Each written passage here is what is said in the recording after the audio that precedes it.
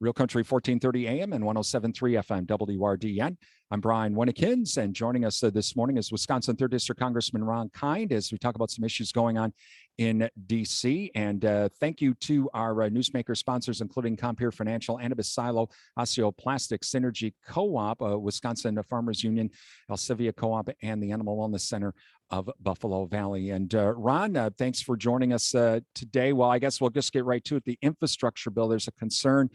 Community Bankers Association brought this concern up that there's a provision in there to change the IRS rules on what banks have to report to the IRS down from $10,000 per transaction to $600. This seems to be a little bit overkill. Yeah, well, first of all, Brian, great to be with you. I'd rather be with you at the Dairy Expo right now, where the weather is beautiful and you're seeing all the new cutting edge technology and innovation that's happening throughout the dairy industry and agriculture. But yeah, I'm stuck in Washington. The infrastructure bill is going to get done. It has good bipartisan support. We need to start rebuilding Wisconsin, rebuilding America again. The provision you were referencing might be part of the Build Back Better plan rather than infrastructure, but it wasn't in the bill that we marked up on the House side. So we are receiving some concerns from lenders, banks in particular, about the reporting requirements. I get what the administration is trying to get at with that. There's a lot of unreported income, and therefore tax compliance is a major problem that we have. In fact, the Congressional Budget Office estimates it could be as much as $1 trillion of shortfall with tax compliance. This isn't new taxes. This is just what people already owe.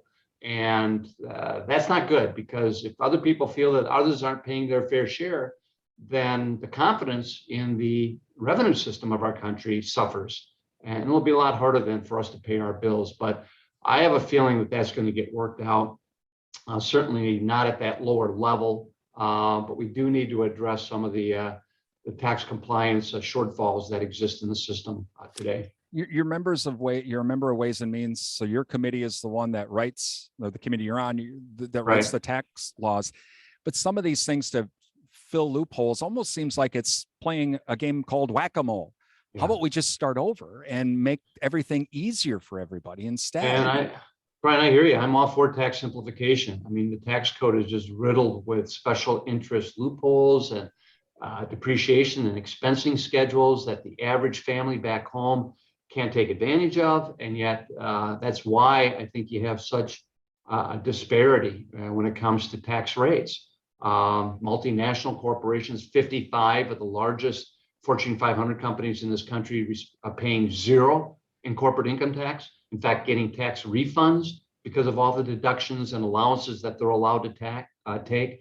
And then the wealthiest 1% paying a lower effective tax rate than virtually all working families in this country. And people see that and they see it's not fair, and they're right. And we need to correct a lot of that. Meanwhile, with this proposal, if something is changed with the reporting, because right now it's $10,000. Yeah. What's a reasonable number? I mean, $600. I mean, frankly, a paycheck is going to have to be. I mean, I used to work at a bank. The banks are going to be overwhelmed. So what's a reasonable number here? Yeah, I mean, that's why it wasn't in the mark that we marked up in the House. It wasn't included in it. So this was a proposal that the administration had to have a conversation about tax compliance issues. What are some of the ways in order to make sure that people are paying what they legally owe? And that's what we're talking about. It's not anything new here. It's just what they're supposed to be reporting and legally owing to begin with. And there's a big shortfall right now. And it's one of the reasons why we can't pay us a major infrastructure bill, why we can't do broadband expansion in rural areas, why healthcare premiums aren't cheaper, for families. It's because when you've got about $1 trillion of taxes that aren't paid every year that are owed, that's a major shortfall in the federal budget. We wouldn't be running budget deficits if everyone just paid what they owe. And unfortunately, for the average person that receives a paycheck, every cent that they earn is fully reported to the IRS already, and so they're paying their full tax liability every year. They don't have these loopholes to take advantage of, and so we're just trying to level the playing field for working families versus what the powerful special interests are getting away with today. For some of the dairy farmers, they're going to get a milk check that's higher than $600. I mean, paychecks are higher than $600. So obviously there needs to be if the bank has to report something to the IRS, Ron taking a vacation with his family and withdraws $2,500. Now it's being reported to the IRS. Again, it just seems like this is a little bit overkill. Well, no, Brian, I mean, that income that you're just using as an example is already reported to the IRS. That's not anything new. I mean, what people earn, what they get in a paycheck, that's already going with the W-2 going to the IRS for tax information purposes. So that's nothing new. It's just a lot of other outside income, under the table income that isn't being reported. And you could create a whole underground economy if you don't have a means of reporting some of that stuff. And then you have bartering, and you have black markets, and you have criminal activity. And we don't want to turn into a third world nation here. I mean, one thing that we've enjoyed as a country, and one of the reasons we are a superpower, is because we have a relatively compliant tax system with some major loopholes that need to be closed, or we're going to run into problems in the future. USPS, the Postal Service, just announced they're changing their delivery guarantees, I think from 3 to 5 days. For rural America, that's got to be a non-starter for you. It is. I just did a letter to them again, bipartisan, saying, listen, there's better ways of being able to find some cost savings than shutting down service in harder to reach areas, including rural America. And so we're hoping they'll revisit that decision before anything is finalized. And at the same time, they raised the postage rates to 58 cents. So it almost seems like this is going to be a continuing circle of a downward trend if they keep doing this. Yeah, I have some sympathy to them, though. They have to take every package. They have to take every letter. They have to deliver it to where it's postmarked. Whereas UPS, FedEx, they get to pick and choose. They get to take the cream of the crop, the most profitable routes. And then guess what? They contract the least profitable routes to the U.S. Postal Service, who has to take it then.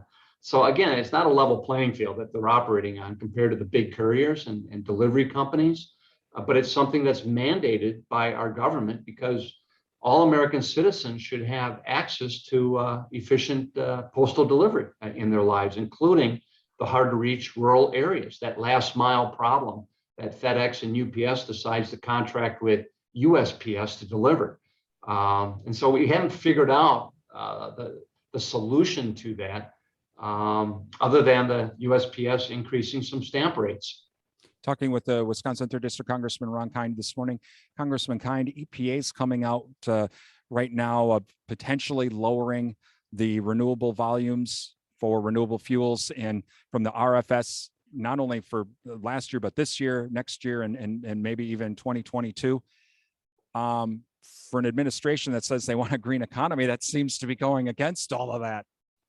Yeah, I'm adamantly opposed, as I have been throughout the years, Brian. This is very short-sighted. We have an ally in Agriculture Secretary Tom Vilsack, who's very much on our side with this issue too. And listen, it's green energy, it's renewable, it's the breadbasket of America could be the new Middle East when it comes to our energy needs, and it's a win-win for our producers and for consumers and for climate change.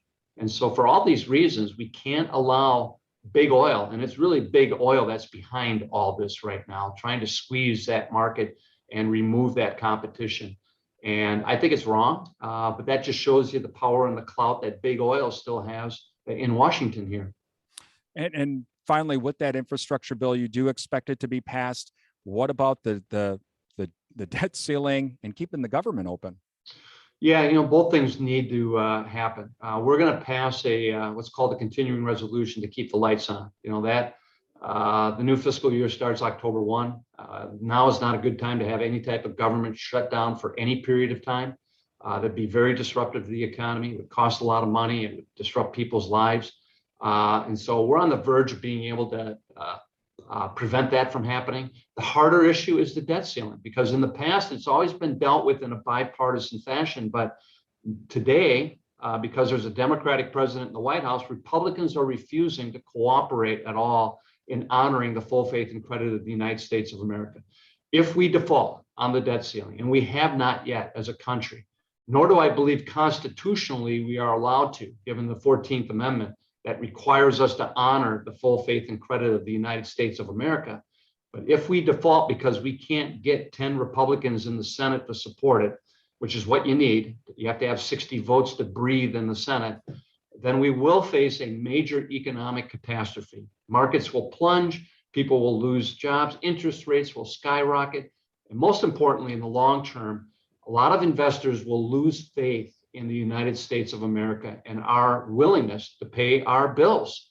And that will jeopardize the American dollar as being the world's reserve currency. That's one of the great advantages we have as a nation compared to the rest of the world, is that the rest of the world views our treasury notes, our bonds, as the safest investment that they can make because of our full faith and credit. If we screw that up, it'll be extremely expensive to us because interest rates will skyrocket, which will affect everyone. And it will jeopardize the US dollar being the supreme currency around the world.